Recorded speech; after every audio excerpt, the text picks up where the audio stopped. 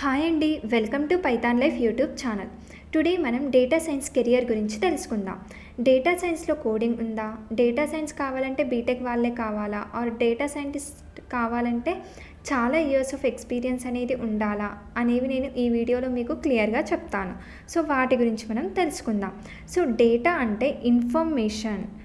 So అది ఏదైనా అవ్వచ్చు, business related information, vendors information, employees information. So ఇదంతా కూడా ఏంటి, డేటా అని చెప్తాం. సైన్స్ అంటే ఏంటి అంటే systematic study of something. So data science అంటే ఏంటి అంటే డేటాని సిస్టమేటికల్లీ స్టడీ చేస్తాం.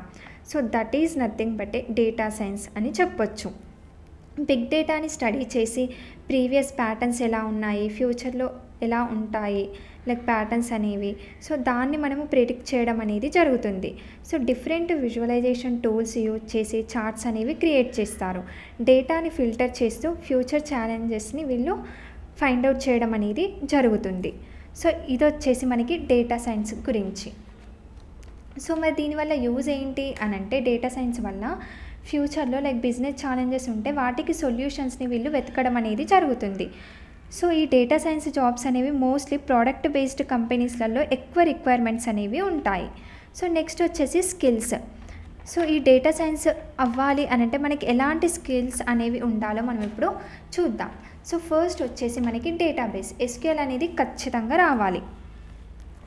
నెక్స్ట్ వచ్చేసి డేటా విజువలైజేషన్ టూల్స్, అవి ఏవైనా కావచ్చు, like power BI, table. So ఇలాంటి టూల్స్ని మనం ఇక్కడ డేటా విజువలైజేషన్లో నేర్చుకోవచ్చు. నెక్స్ట్ వచ్చేసి పైథాన్ ఆర్ ప్రోగ్రామింగ్ లాంగ్వేజ్ అనేది వచ్చి ఉండాలి. ఆ తర్వాత ఏంటి, ఎస్ఏఎస్, హడూప్, స్పార్క్. సో ఇవన్నీ కూడా మనకి తెలిసి ఉండాలి. ఈ స్కిల్స్ అనేవి మనకి మంచిగా వచ్చుంటే అప్పుడు మనం ఆ రోల్కి ఎలిజిబుల్ అనేది అవుతాము.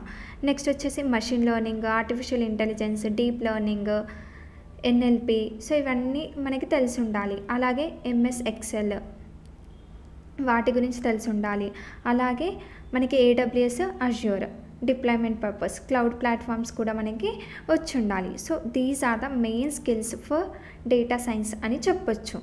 మరి డేటా సైన్స్లో కోడింగ్ ఉంటుందా అని అంటే మొత్తం కోడింగ్ ఉంటుంది అని చెప్పలేము, బట్ 20 to 30% కోడింగ్ అనేది ఉంటుంది డేటా సైన్స్లో. అది కంపెనీని బట్టి ఉంటుంది, వాళ్ళ ప్రాజెక్ట్స్ని బట్టి రిక్వైర్మెంట్ అనేది ఉండడం జరుగుతుంది. సో ఇవి వచ్చేసి మనకి స్కిల్స్.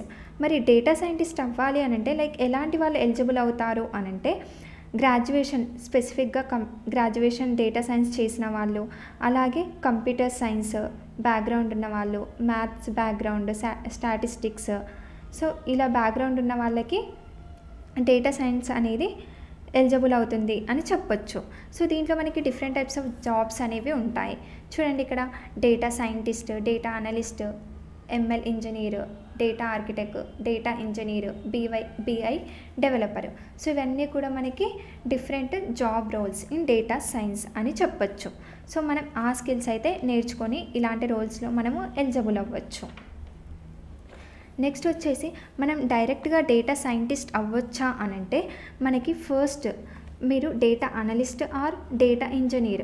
సో ఏదైనా ఒక రోల్ మీరు జాబ్ చేస్తూ ఆ తర్వాత ఒక 2 to 3 years ఎక్స్పీరియన్స్ వచ్చిన తర్వాత మీరు ఈ డేటా సైంటిస్ట్ రోల్కి వెళ్ళొచ్చు.